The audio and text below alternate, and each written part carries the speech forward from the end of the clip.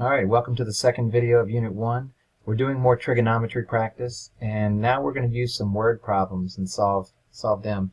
Beforehand, in the previous video, you were given some right triangles with different legs given, or the angle in one leg given, and you had to solve for another. Here we're going to take the word problems and pull out the information ourselves and make our own right triangles. And I'm sure you've seen this in trigonometry and Algebra 2, but just a refresher if you need it. So, first practice problem says, a car travels from the airport 14 miles east and 7 miles north to its destination. What is the car's displacement in magnitude and direction? Well, first let's do a little vocabulary check. Displacement just simply means the distance that you are from where you started to where you end up. The total distance from where you started to where you end up. That's displacement. The magnitude is simply the value of the number. The amount. And direction, of course, is giving an exact direction in a direction on the compass rose, such as like north of east or north or west, and a direction with a degree off of that axis. So if you're 26 degrees north of east or something like that. So let's take a look, and in case you're confused, let's get you unconfused real quick. Let's look at this. Okay, so first, it says you travel 14 miles to the east, so I drew a vector showing that amount, that quantity, that magnitude, and then 7 miles to the north. And it looks like I slanted my line a little bit when I was writing to the north, so we'll go with it anyway, knowing that's supposed to be straight up and down. 14 miles to the east, 7 miles to the north. I drew it just strictly in the direction of the compass rose. This is east, and of course this is north. So there we are. Now, it asks for the magnitude of my displacement. So first, we need to draw this into a right triangle. Because we're dealing with trig, we know we're going to end up with a right triangle. And 14 miles to the east would be my first step. That's how we left the airport, 14 miles to the east. And then 7 miles to the north. And I'm drawing this, trying to draw it as close to scale as possible without using any instruments.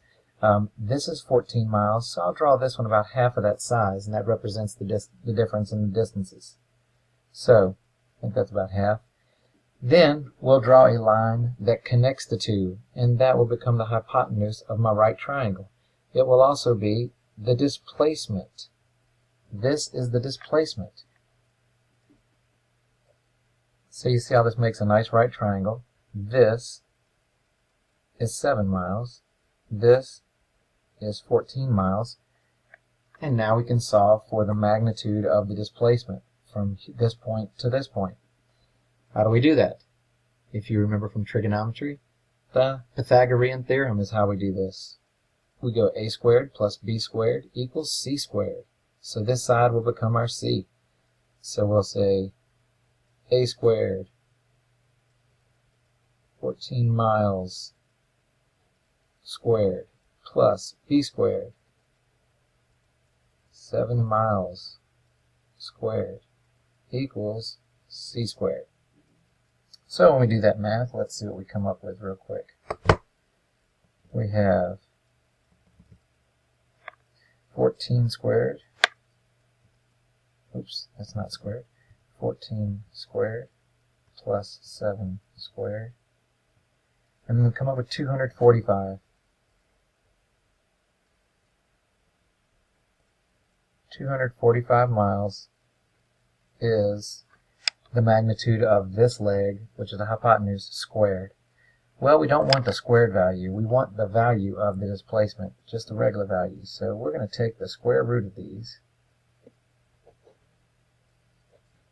Take the square root, and we'll end up with, let's take the square root of that, 15.65, you can see that, 15.65247, we're just going to go with 15.7.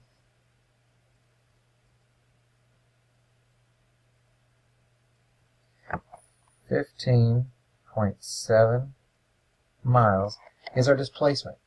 Get some better lighting on that real quick. 15.7 miles is the displacement from our start to our finish when we had 14 miles to the east and 7 miles to the north. Now we want to know direction. Well, we started off to the east, and then we traveled north, so we're off of the east axis. So from our starting point, and this is how you have to know, where am I going to take the angle from? Am I going to take it from here, or take it from here? Well, it's where you start from. So we started from here, and then went up, so our angle will be from here. So we'll go angle theta from that point. And let's see, what trig function can we use? Well, now that we solved for the hypotenuse, we have all three legs, so you could use any trig function. But what I like to use is the inverse tangent function.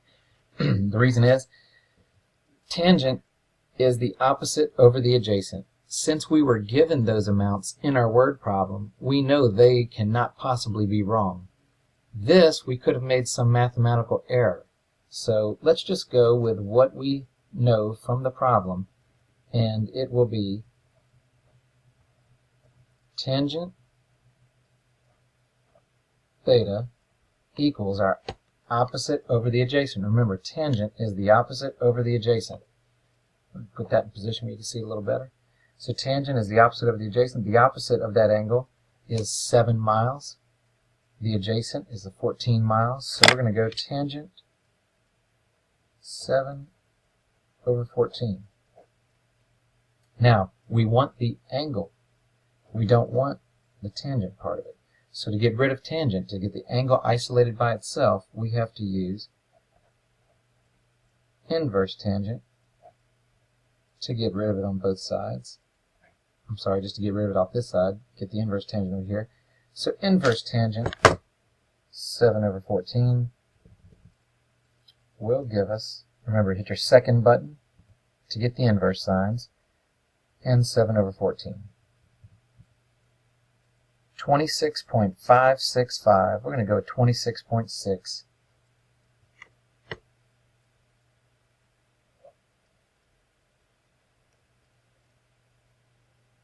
.6 degrees. So we'll put that into our problem.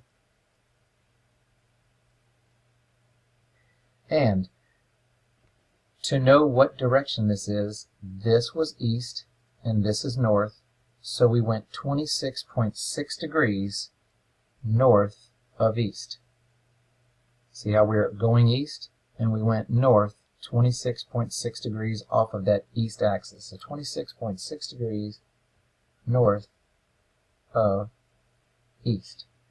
And we don't just say northeast, because northeast could be anywhere in this whole first quadrant.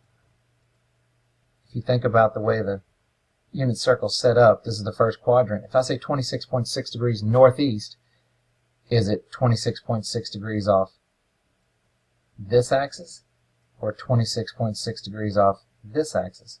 We don't know because I just said northeast. But if you say north of east, that means you were heading north and you went 26.6 degrees off of the east axis to the north direction. If that confuses you a little bit, don't worry. We will get plenty of practice in class, and we'll have a little more time to explain that. Okay, our next problem for practice in this section, it's also numbered number 1 on the PowerPoint. I apologize for that. The sun creates a 10-meter long shadow across the ground by striking a flagpole when the sun is 37 degrees above the horizon. How tall is the flagpole? So the way you'd set this problem up is first you got a 10-meter long shadow and the sun is 37 degrees above the horizon, and the 10-meter long shadow is coming off of the flagpole. So the way you'd set this up is, you know, you have a flagpole.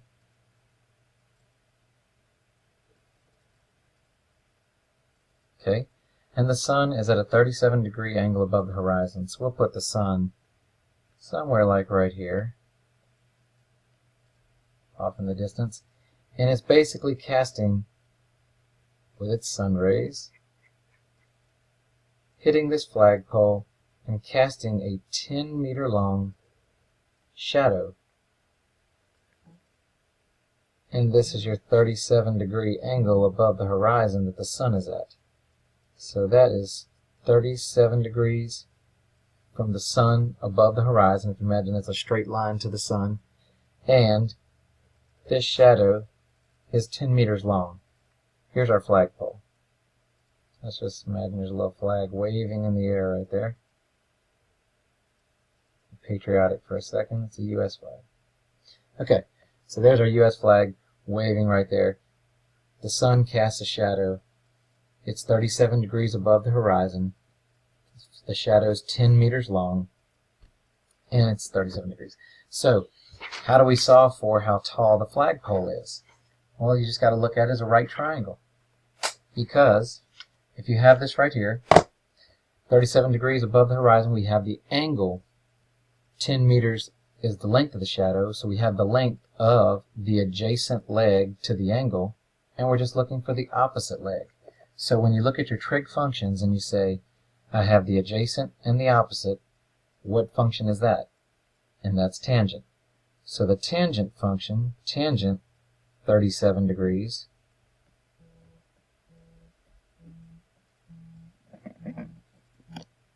okay, so I have tangent 37, and then tangent is equal to the opposite over the adjacent, remember TOA, so the opposite is x, the adjacent is 10 meters, so that's what our that's what our opposite leg is equal to. Tangent 37 equals x over 10 meters.